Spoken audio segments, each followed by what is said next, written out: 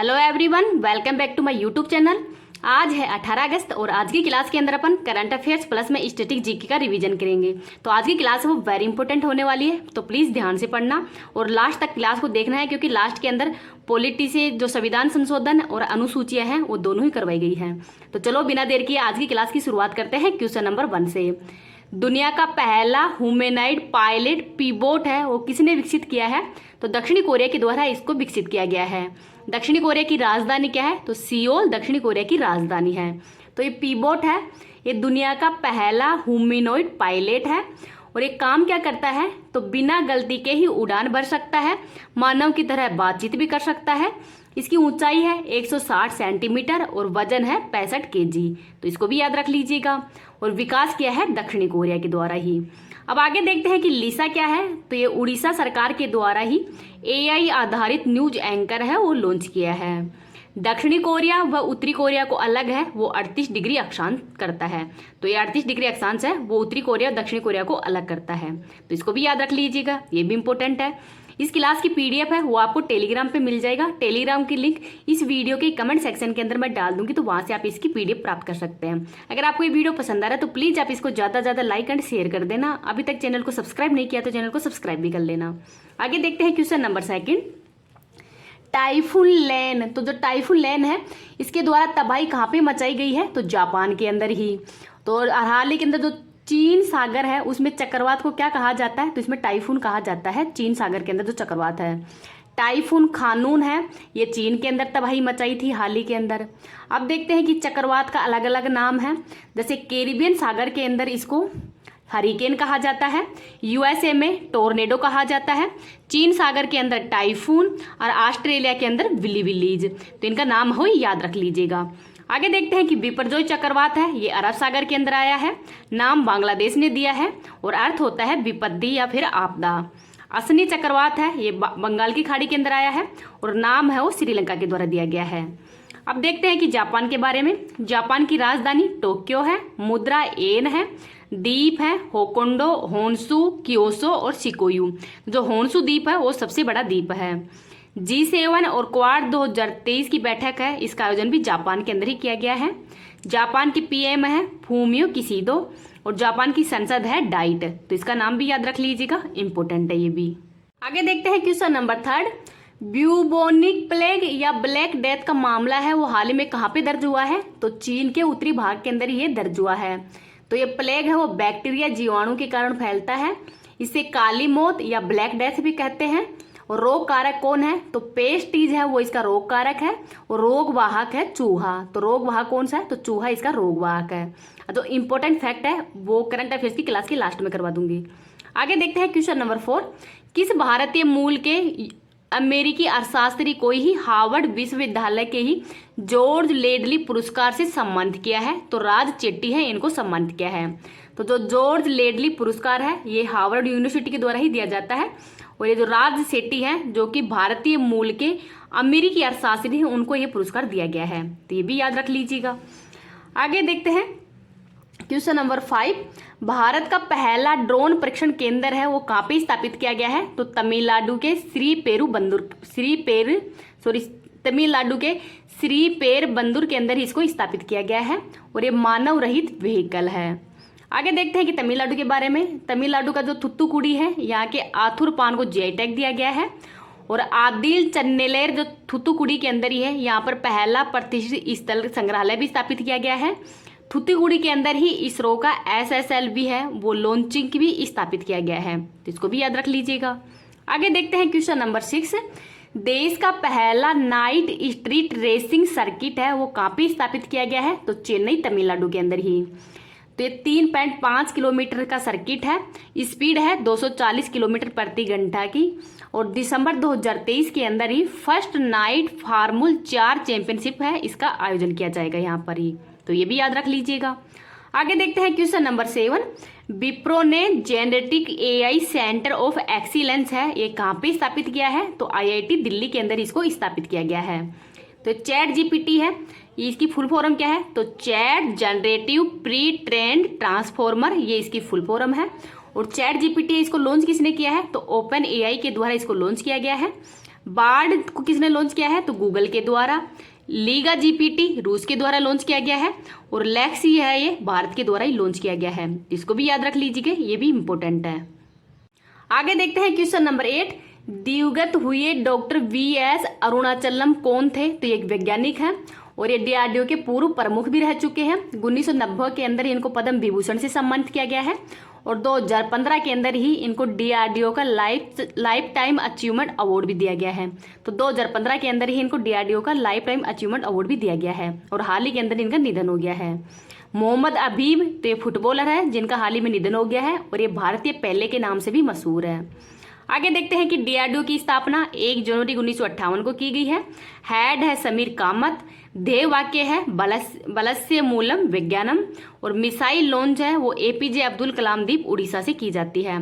तो जो बलस्य मूलम विज्ञानम है, ध्येय वाक्य है, ये आरएस 2021 का जो प्री एग्जाम हुआ था उसके अंदर आया था। तो अब आगे भी ध्यान रखना क्योंकि आरएस प्री 2023 एग्जाम भी 1 अक्टूबर को आने वाला है। तो इनमें से कुछ क्वेश्चन आ सकते हैं तो उनको थोड़ा ध्यान से पढ़ लेना। आगे देखते हैं क्वेश्चन नंबर 9। लगातार second bar ICC player of the month का खिताब जीतने वाली पहली महिला क्रिकेटर कौन है? तो इनका नाम है एशले गार्डन। तो जो एशले गार्डन है ये ऑस्ट्रेलिया की रहने वाली है। पुरुष कौन है? तो पुरुष का नाम है क्रिस वोक्स और ये इंग्लैंड के खिलाड़ी हैं जो कि तेज गेंदबाज है। तो दोनों ही गेंदबाज है। ये इंग्लैंड के रहने वाले हैं और ये ऑस्ट्रेलिया की रहने वाली है। आगे देखते हैं क्वेश्चन नंबर 10। ग्रामीण मित्र योजना है ये शुरू की गई है गोवा के अंदर। इसका उद्देश्य क्या है? तो जो ग्रामीण क्षेत्र है वहां पर डिजिटल सशक्तिकरण के लिए इसको लॉन्च किया गया है। गोवा के सीएम कौन है? तो प्रमोद सावंत है। गोवा पहला ऐसा राज्य है जिसमें सरकारी अस्पताल के अंदर ही निःशुल्क आईवीएफ है इसकी शुरुआत की गई है। और हर घर प्रमाणित पहला राज्य भी गोवा ही है। रेबीज मुक्त राज्य है वो भी कौन सा है? तो भी गोवा ही है। तो इनको भी याद रख लीजिएगा। आगे देखते हैं क्वेश्चन नंबर 11। भारतीय पहलवान Mohit Kumar Jordan free style वर्ग के अंदर ही विश्व चैंपियनशिप जीतने वाले 4th भारतीय खिलाड़ी बन गए हैं। तो ये क्वेश्चन भी याद रख लीजिएगा, वेरी इंपॉर्टेंट है। अब अपन जो पॉलिटी से संबंधित महत्वपूर्ण संविधान संशोधन एंड अनुसूचियां हैं उनका भी रिवीजन कर लेते हैं। प्रमुख संविधान संशोधन देखते हैं। पहला संविधान संशोधन 1951 में हुआ है। 9वीं अनुसूची जोड़ी गई थी जो कि भूमि सुधार से संबंधित है और इस अनुसूची के अंदर ही बताया गया है कि 24 अप्रैल 1973 के बाद में जो भी विषय इसके अंदर जोड़ा जाएगा उसकी न्यायिक समीक्षा हो की जा सकती है। लेकिन अगर 1973 से पहले का जो भी विषय है उसकी न्यायिक समीक्षा हो नहीं की जाएगी। तो जो केशवानंद भारती केस है उसके बाद में ही जो भी विषय जोड़े जा रहे हैं उनकी न्यायिक समीक्षा हो की जाती है। आगे देखते हैं 7वां संविधान संशोधन 1956 के अंदर हुआ है। राज्य पुनर्गठन आयोग से संबंधित है और फजल अली कमीशन के तहत ही 14 राज्य व 6 केंद्र शासित प्रदेश थे। वर्तमान में 28 राज्य व 8 केंद्र शासित प्रदेश है। आगे देखते हैं 13वां संविधान संशोधन 1962 के अंदर ही नागालैंड की स्थापना की गई है। नेक्स्ट देखते हैं 21वां संविधान संशोधन 1967। इसके अंतर्गत 8वीं अनुसूची के अंदर 14 भाषाएं थी। 15वीं भाषा सिंधी जोड़ी गई है। 36वां संविधान संशोधन 1975 के अंदर हुआ है और सिक्किम को पूर्ण राज्य का दर्जा दिया गया था। 42वां संविधान संशोधन वेरी इंपॉर्टेंट है 1976 के अंदर हुआ है। इसको लघु संविधान संशोधन भी कहा जाता है। ये सरदार स्वर्ण सिंह जो समिति है उसकी सिफारिश पर ही मूर्त रूप दिया गया था। तो जो सरदार स्वर्ण सिंह समिति है उसकी सिफारिश पर ही इस संविधान संशोधन को मूर्त रूप दिया गया है। मूल कर्तव्य के अंदर ही जो भाग 4 क मूल कर्तव्य को किसमें जोड़ा गया था? तो भाग 4 क अनुच्छेद 51 क के अंतर्गत ही 10 मूल कर्तव्य जोड़े गए हैं और किसकी समिति की सिफारिश पर? तो सरदार स्वर्ण सिंह समिति की सिफारिश पर ही। प्रस्तावना के अंदर समाजवाद, पंथ निरपेक्ष और अखंडता जैसे शब्द हैं वो जोड़े गए थे। आपातकाल के अंदर लोकसभा व राज्य विधानसभाओं की जो समय अवधि है वो 5 वर्ष से बढ़ाकर 6 वर्ष कर दी गई थी। 7वीं अनुसूची के अंदर ही जो राज्य सूची के विषय हैं नाप तोल यौवन आदि संबंधी जो भी विषय हैं उनको समवर्ती सूची के अंदर डाल दिया गया था। नीति निर्देशक तत्वों के अंदर जो नए सभी जो अनुच्छेद हैं जैसे 39 च 39 क है 43 क और 48 क है वो भी जोड़े गए थे। तो ये क्वेश्चन है वो आरएस नहीं आईएएस प्री के एग्जाम के अंदर आ चुका है कि 42वें संविधान संशोधन के तहत ही नीति निर्देशक तत्वों में कौन कौन से अनुच्छेद जोड़े गए थे। तो ये अनुच्छेदों को याद रख लीजिएगा। आगे देखते हैं कि संविधान का भाग नंबर 14A अनुच्छेद 323(1) के अंतर्गत ही प्राधिकरण से संबंधित है। ये भी 42वें संविधान संशोधन के तहत ही जोड़ा गया था। तो ये इंपॉर्टेंट कंटेंट है, इनको याद रख लीजिएगा। आगे देखते हैं कि 44वां संविधान संशोधन 1978 में हुआ है और इसमें संपत्ति के अधिकार को मूल अधिकार से ही जो अनुच्छेद 19A(च) और अनुच्छेद 31 से हटाकर ही कानूनी अधिकार के तहत अनुच्छेद 300 के अंतर्गत डाल दिया गया है। लोकसभा व विधानसभा का कार्यकाल है वो पुनः 6 वर्ष से 5 वर्ष कर दिया गया है। राष्ट्रीय आपातकाल के अंदर जो आंतरिक अशांति है उसकी जगह सशस्त्र विद्रोह कर दिया गया था। तो जो सशस्त्र विद्रोह है वो राष्ट्रीय आपातकाल है अनुच्छेद नंबर 352 के तहत लगता है, उसमें आंतरिक अशांति की जगह सशस्त्र विद्रोह कर दिया गया है। तो ये भी याद रख लीजिएगा, इंपोर्टेंट है। 52वां संविधान संशोधन 1985 के अंदर हुआ है। 10वीं अनुसूची जोड़ी गई है और दल बदल से संबंधित प्रावधान किए गए हैं। 61वां संविधान संशोधन 1989 के अंदर मतदान की आयु है वो 21 वर्ष से घटाकर 18 वर्ष कर दी गई है। 69वां संविधान संशोधन 1991 में हुआ है और दिल्ली से संबंधित है और अनुच्छेद नंबर 239 क जोड़ा गया है। 73वां संविधान संशोधन 1992 लागू किया गया है 24 अप्रैल 1993 को और ये पंचायती राज से संबंधित है। संविधान के अंदर भाग 9 जोड़ा गया है, अनुच्छेद 243 से 243O तक है, अनुसूची 11 और विषय 29 है इसके अंदर, तो इसको भी याद रख लीजिएगा। आगे देखते हैं 74वां संविधान संशोधन 1992, ये नगर निकायों से संबंधित है। संविधान का भाग 9 क जोड़ा गया है और अनुच्छेद 243P से 243ZG तक, अनुसूची 12वीं है और विषय 18 है इसमें।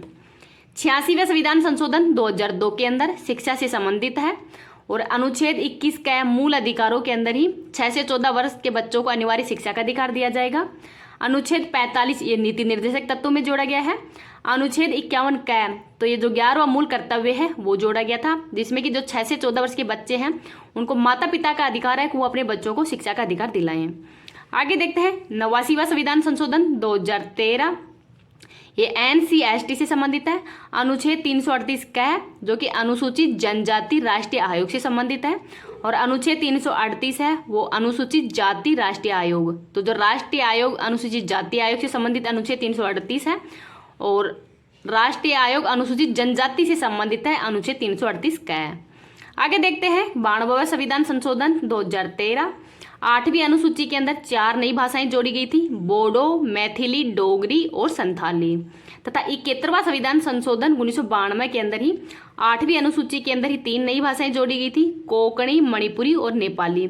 तो वर्तमान में संविधान में कितनी भाषाएं हैं? 22 भाषाएं हैं और मूल संविधान के अंदर 14 भाषाएं थी। तो इन भाषाओं को भी याद रख लीजिए, वेरी इंपॉर्टेंट है ये भी।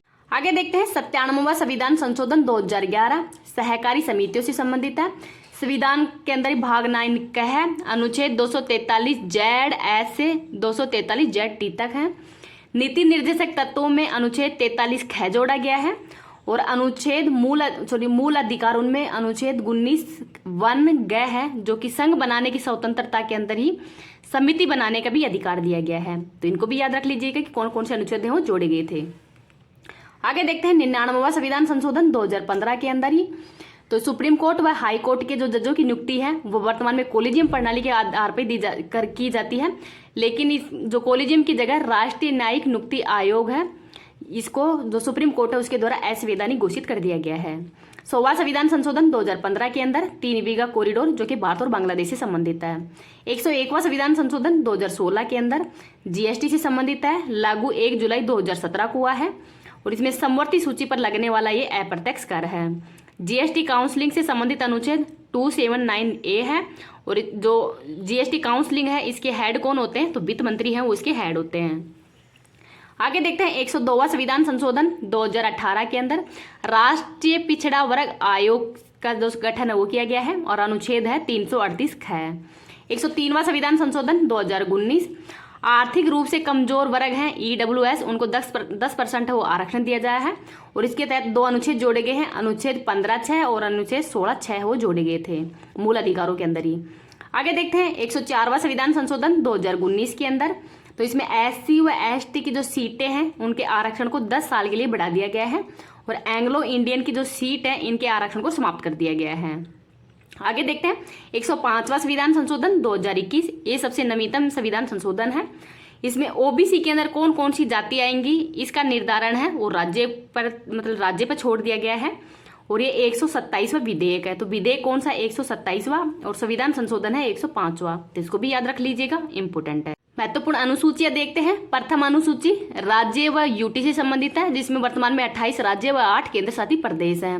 द्वितीय अनुसूची वेतन भत्ते। तृतीय अनुसूची शपथ। फोर्थ अनुसूची राज्यसभा के अंदर सीटों का आवंटन। पांचवी अनुसूची अनुसूचित जाति व अनुसूचित जनजाति क्षेत्रों के प्रशासन से संबंधित है। छठी अनुसूची असम, मेघालय, त्रिपुरा और मिजोरम का जो प्रशासन है उसके बारे में है। तो इसमें असम, मेघालय, त्रिपुरा और मिजोरम है, मणिपुर इसके अंदर शामिल नहीं है, तो ये थोड़ा याद रख लीजिएगा। सातवीं अनुसूची ये संघ सूची के अंदर मूल रूप से 97 विषय थे, वर्तमान में 100 विषय हैं। राज्य सूची के अंदर मूल रूप से 66 विषय थे और वर्तमान में 61 विषय हैं। समवर्ती सूची के अंदर ही मूल रूप से 47 विषय थे और वर्तमान में 52 विषय हैं। आगे देखते हैं 8वीं अनुसूची। मूल संविधान के अंदर 14 भाषाएं थी और वर्तमान में 22 भाषाएं हैं। 9वीं अनुसूची भूमि सुधार से संबंधित है, जो कि पहले संविधान संशोधन 1951 के अंदर ही जोड़ी गई है। 10वीं अनुसूची दल बदल से संबंधित है, 52वां संविधान संशोधन 1985 को जोड़ी गई है। आगे देखते हैं 11वीं अनुसूची 73वां संविधान संशोधन 1992 पंचायती राज से संबंधित है और विषय है 29। 12वीं अनुसूची 74वां संविधान संशोधन 1992 नगरीय निकाय से संबंधित है और इसके अंदर विषय है 18। तो इनको भी याद रख लीजिएगा, वेरी इंपॉर्टेंट है। अब आज की क्लास है वो आपको कैसी लगी है प्लीज कमेंट सेक्शन के अंदर बताना है, क्योंकि आपकी 1-1.5 घंटे की क्लास है, उसका रिवीजन 15 से 20 मिनट में हो रहा है और साथ के अंदर ही आपको ये PDF है वो प्रोवाइड कराई जा रही है। इतना कम समय में आपको पूरा जो भी कंटेंट है वो भी उपलब्ध करवाया जा रहा है और साथ में रिवीजन भी करवाया जा रहा है। तो प्लीज आप इसको ज़्यादा से ज़्यादा लाइक एंड शेयर कर देना और अभी तक चैनल पर नए हो, चैनल को सब्सक्राइब नहीं किया तो चैनल को सब्सक्राइब भी कर लेना। कल की क्लास का रिवीजन देख लेते हैं। भारतीय नौसेना ने पहली बार किस देश के अंदर ही आयोजित बहुराष्ट्रीय SEACAT 2023 अभ्यास में भागीदारी की है? तो सिंगापुर के अंदर। तो इसमें भारत की तरफ से कौन सी जहाज भाग ले रही है वो आपको कमेंट सेक्शन के अंदर बताना है। आगे है CSIR NBRI ने ही लोटस की कौन सी किस्म लॉन्च की है? तो नमो 108। एवेल कानपुर द्वारा ही निर्मित भारत की पहली लंबी दूरी की रिवॉल्वर कौन सी है? तो प्रबल है। नवरोज जो नववर्ष है वो पारसी समुदाय का है। G20 डिजिटल आर्थिक कार्य समूह की बैठक बेंगलुरु में की गई है, 4th नंबर की है। PM ई बस सेवा पहल के तहत कितनी ई बसों को प्रारंभ करने की मंजूरी दे दी गई है? तो 10,000। ये हेल्प कार्यक्रम है, ये गुजरात के अंदर शुरू किया गया है। डाइचे बैंक इंडिया द्वारा ही जारी रिपोर्ट के अनुसार देश में राजकोषीय स्वास्थ्य के मामले में शीर्ष स्थान महाराष्ट्र का है और बॉटम स्थान पर कौन है? तो पश्चिम बंगाल है। सुलभ इंटरनेशनल के संस्थापक कौन है जिनका हाल ही में निधन हो गया है? तो यह है बिंदेश्वर पाठक। LIC के प्रबंध निर्देशक कौन बने हैं? तो R दुर्रई सुमामी बने हैं। तो इनका नाम भी याद रख लीजिएगा, इंपॉर्टेंट है।